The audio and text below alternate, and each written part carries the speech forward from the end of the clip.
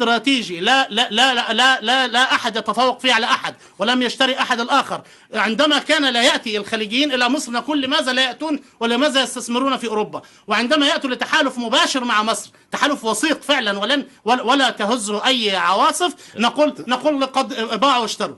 يا عزيزي، اولا العلاقات السعوديه المصريه علاقات قائمه وقويه منذ زمن بعيد وليس منذ الان. يعني نعم الملك فيصل لا ننسى دوره التاريخي في حرب اكتوبر، دور مصر التاريخي في تحرير الكويت معروف، وقفت مصر مع السعوديه، وقفت مصر مع السعوديه. اثنين، نحن نتضامن مع السعوديه ضد الامتداد الايراني تحت اي عنوان من العناوين. نحن ندافع عن اراضي العرب حتى يعني اخر مدى. نحن نتفق في كل هذه الامور، لكن هذا ليس له علاقه ابدا ان يكون هناك تنميه اقتصاديه تربطها بالتفريط في اراضي مصريه يعني امتد التاريخ بتاصيلها منذ 7000 سنه. هذا له علاقه مطلقا بهذا. حضرتك بتقول لي ارقام، سمعنا ارقام اكتر منها. الدول الخليجيه ادت مصر 30 مليار دولار، ما عرفهمش رايحين فين، ما عرفهمش بالمناسبه دي كانت مساعدات لدوله بتسقط، كانوا مساعدات لدوله بتنهار. هذا محاوله لانتشال نظام يقع. هذه محاوله يا عزيزي، هذه محاوله لانتشال نظام يقع. وصلوا حتى الان اكتر من 30 مليار دولار، ومع هذا الجنيه المصري يواصل انهياره، والميزان التجاري المصري بالسالب. 10 ثواني من وقتك، 10 ثواني فقط، 10 ثواني فقط. حضرتك انا قعدت في الاستوديو ده،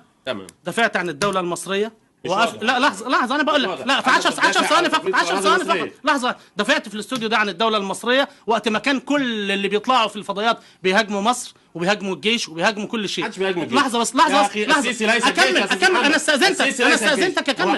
استاذنتك 10 ثواني. لحظه اكمل. انا بتكلم في تفريط اراضي مصريه، وحضرتك بتقول طيب لابد وكل ما قلت تحقق. الدوله قويه ولن تسقط، الدوله قادمه ويعاد رسم خريطه الشرق الاوسط من جديد، وما سيحدث يعاد تقسيم الشرق الاوسط من جديد. لا نحن ضد التقسيم.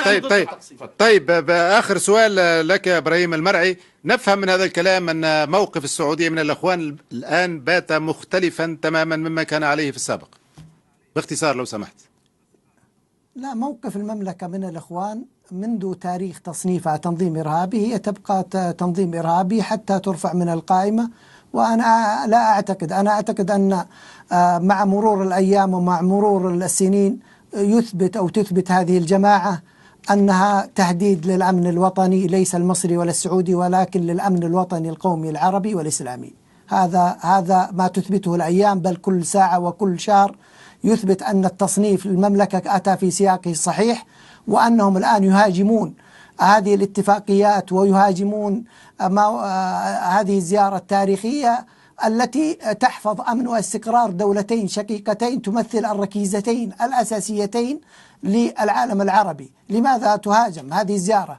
دولة بلاد الحرمين تزور أرض الكنانة، أو قيادة بلاد الحرمين تزور أرض الكنانة ويغضب الإخوان. لماذا؟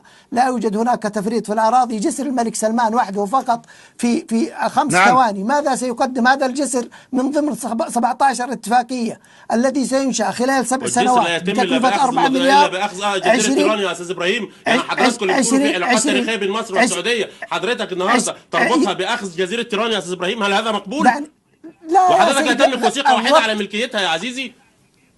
حضرتك بتتكلم عن علاقات تاريخيه مع الشعب، حضرتك هذه ليس علاقات تاريخيه مع الشعب المصري على الاطلاق، بكل الحب والتقدير لحضرتك. يا اخي خالد، انا مش خالد.